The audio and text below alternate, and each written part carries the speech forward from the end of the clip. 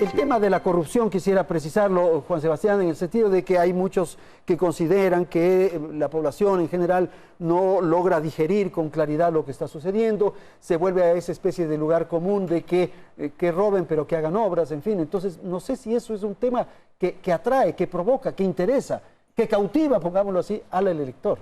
Yo creo que el Ecuador está viviendo un momento difícil porque los políticos en general son percibidos como corruptos y creo que el gobierno en estrategia última de discutir lo de Petroecuador o lo de Odebrecht y meter a todo el mundo en el juego, lo único que hace es complicar más esa situación. Imagínese un país en el que la ciudadanía percibe a quienes lo lideran como ladrones, como corruptos. Es un país con una complicación severa de a dónde vamos, cuál es el horizonte al que podemos caminar. Sin embargo, yo sigo creyendo que esa discusión sobre corrupción, si es que no nos muestra dinero en los techos, o el exfuncionario kirchnerista tirando los bolsos de dinero dentro de un convento, si no es algo tan específico y tan claro y tan visual, le importa a poca gente. Creo que a la mayoría de los ecuatorianos lo que les importa es vivir un poco mejor, y como han sentido el embate de la crisis, en mayor medida o en menor medida, con respecto al desempleo, con respecto a lo que se percibe como subida de precios, ellos lo que están buscando es quién les da un poquito mejor de camino para estar mejor.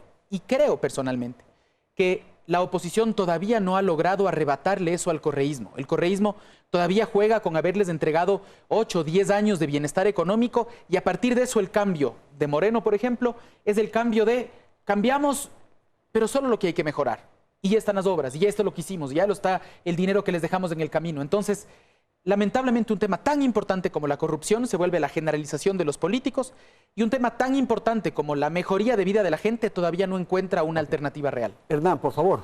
Bueno, creo que, como ya se lo ha dicho acá, el discurso de los candidatos fluctúa entre puras generalidades, donde se disuelve realmente la posibilidad de llegar al electorado, y un baratillo de ofertas, de cosas muy puntuales que tampoco le permiten al electorado tener una motivación fuerte para tomar una decisión. Y en el fondo, lo que creo que se está suscitando en la campaña, o se ha suscitado hasta ahora, es que no existe, a diferencia de lo que sí existió en el 2006, un mensaje fuerte, un leitmotiv que le empuje a los electores a decir, este candidato se diferencia de todos los demás por esta situación. Por eso, en el reportaje se planteó la idea de cambio.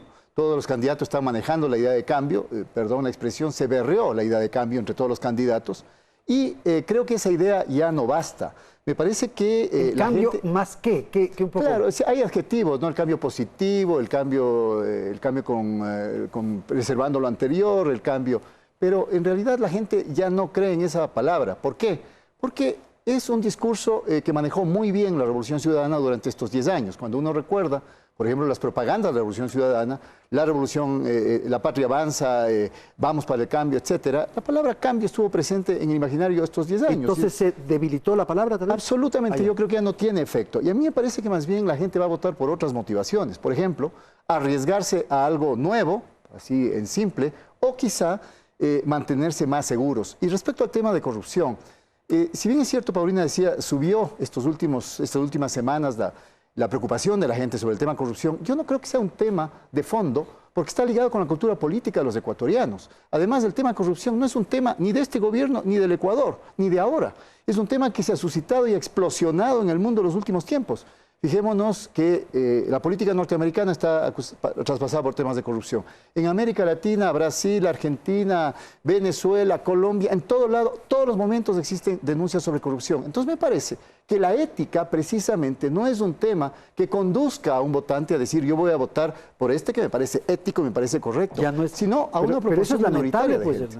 Es lamentable, por eso digo, la pobreza de la cultura política en el Ecuador es lamentable. Y tampoco creo que sea el resultado de los 10 años de Revolución Ciudadana, ni porque hay una figura fuerte y potente que ha gobernado, sino porque las estructuras mismas del quehacer político ecuatoriano, que vienen de mucho más atrás, han llevado al destino que vemos ahora.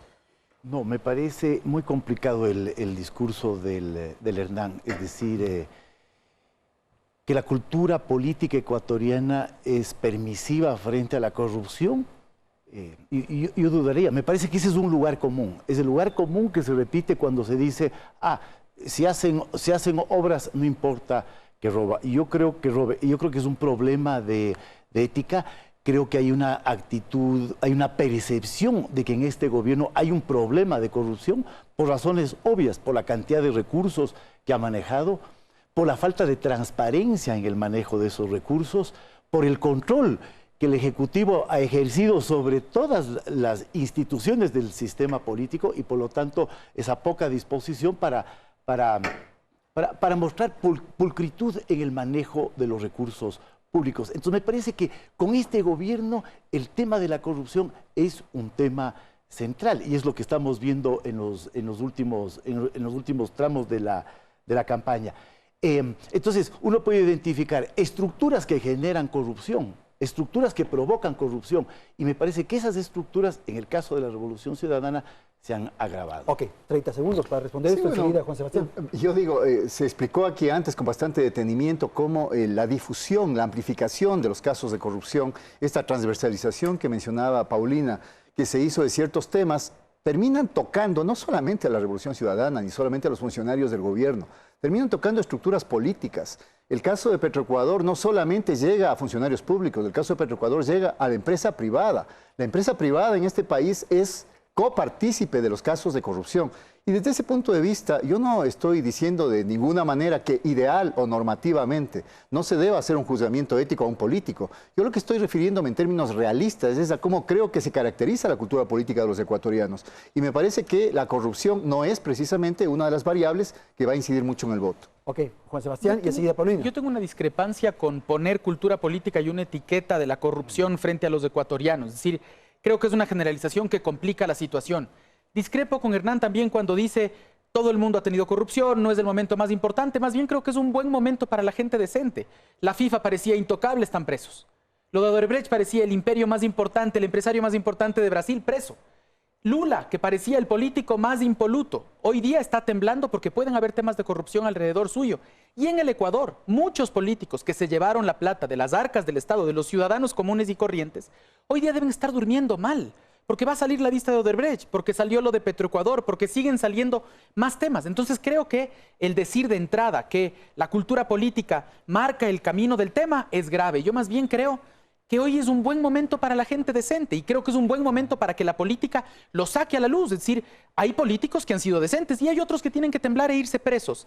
Y sobre esa base creo que los ecuatorianos, nuestra obligación en el campo del análisis, de la actividad política, de la vida diaria, es también diferenciar. Es decir, yo sí creo que hay que discutir qué empresarios privados estuvieron involucrados con el tema de Petroecuador. Eso no significa que los empresarios privados sean corruptos, pero yo sí creo que ahí pesa más el funcionario público que cayó en el tema de corrupción, porque ese es el que fue delegado por el gobierno y el que tenía una obligación cívica con el servicio. Es decir, no es lo mismo, yo creo, no es lo mismo que el funcionario público se lave las manos y diga, hay empresarios privados, claro, métales presos. No discutamos quiénes son, cójales a esos empresarios privados y métales a la cárcel. Lo mismo con los funcionarios públicos, pero que no se nos vayan por las fronteras como se nos han ido unos y otros durante más de 6 meses. Paulina. Yo creo que tiene dos vías de volverse esto un tema de mayor velocidad y de mayor intensidad. Uno es el hecho, de la posibilidad de que, por ejemplo, el gobierno central no reaccione frente a las denuncias y se vea que no ejecuta, no fiscaliza, no abre procesos judiciales. Ese podría ser un tema muy complicado para el gobierno, el no hacer, el simplemente mirar y el no hacer.